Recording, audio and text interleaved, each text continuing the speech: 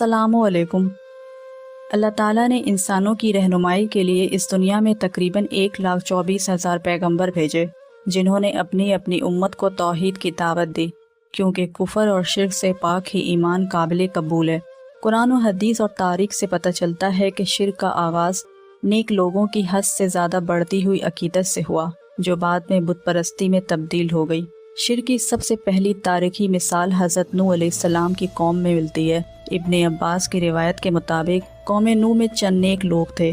جب وہ فوت ہو گئے تو شیطان نے لوگوں کے دل میں یہ بات ڈالی کہ ان کی یاد میں مجسمے بنا لو۔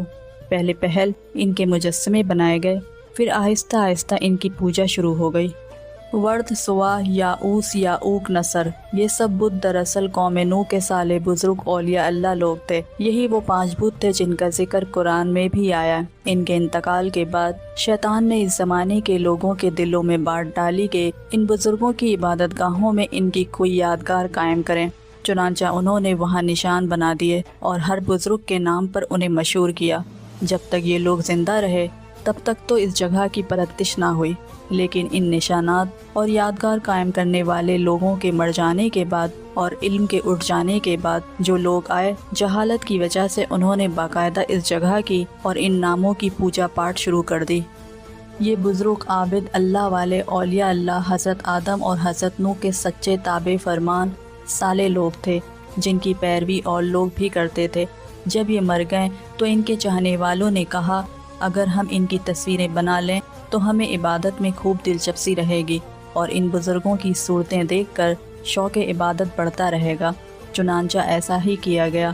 جب یہ لوگ بھی مر کھپ گئے اور ان کی نسلیں آئیں تو شیطان نے انہیں یہ گٹی پلائی کہ تمہارے بڑے ان کی پوجا پاٹ کرتے تھے اور انہی سے بارش وغیرہ مانگتے تھے۔ چنانچہ انہوں نے اب باقاعدہ ان بزرگوں کی تصویروں کی پرستش شروع کر دی۔ حضرت آدم علیہ السلام کے 40 بچے تھے، 20 لڑکے اور 20 لڑکیاں۔ ان میں سے جن کی بڑی عمریں ہوئیں ان میں حابیل، قابیل، صالح اور ورد تھا۔ تمام بھائیوں نے سرداری انہی کو دے رکھی تھی۔ ان کی اولاد یہ چاروں تھے، یعنی سوا، یاؤس، یاؤک اور نصر۔ ورد ان سب میں بڑا اور سب سے نیک سلوک کرنے والا تھا۔ ابن ابی حاتم میں ہے کہ ابو جعفر نماز پڑھ رہے تھے اور لوگوں نے زید بن محلب کا ذکر کیا۔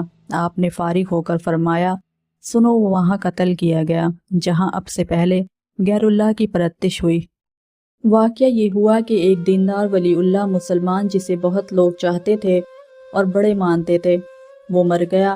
یہ لوگ مجاور بن کر اس کی قبر پر بیٹھ گئے اور رونا پیٹنا اور اسے یاد کرنا شروع کیا اور بڑے بے چین اور مصیبت زدہ ہو گئے۔ ابلیس نے یہ دیکھ کر انسانی صورت میں ان کے پاس آ کر ان سے کہا کہ اس بزرگ کی یادگار کیوں نہیں قائم کر لیتے جو ہر وقت تمہارے سامنے رہے اور تم اسے نہ بھولو۔ سب نے اس کی رائے کو پسند کیا۔ ابلیس نے اس بزرگ کی تصویر بنا کر ان کے پاس کھڑی کر دی، جسے دیکھ دیکھ کر یہ لوگ اسے یاد کرتے تھے اور اس کی عبادت کے تذکرے رہتے تھے۔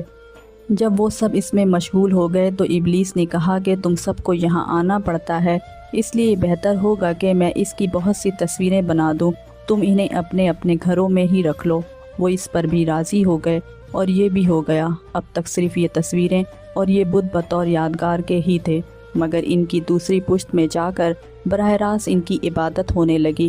اصل واقعہ سب فراموش کر گئے اور اپنے باپ دادا کو بھی ان کی عبادت کرنے والا سمجھ کر خود بھی بت پرستی میں مشغول ہو گئے۔ ان کا نام ورد تھا اور یہی وہ پہلا بت ہے جس کی پوجا اللہ کے سوا کی گئی۔ ہر نبی نے سب سے پہلے شرک کے خاتمے اور توحید کی دعوت دی۔ حضرت ابراہیم علیہ السلام نے اپنے والد اور قوم کو بت پرستی سے روکا۔ حضرت موسیٰ علیہ السلام نے بنی اسرائیل کو گائے کی پوجا سے روکا۔ حضرت عیسیٰ علیہ السلام نے خود کو اللہ کا بندہ اور رسول قرار دیا، لیکن بعد میں لوگوں نے انہیں خدا کا بیٹا بنا لیا۔ نبی صلی اللہ علیہ وسلم نے عرب میں پھیلی ہوئی بت پرستی، قبروں کی تعظیم اور وسیلوں کے غلط عقیدے کو ختم کیا۔ شرک انسان کا سب سے بڑا ہتھیار جو لوگوں کو توحید سے ہٹا کر گمراہی میں ڈال دیتا ہے۔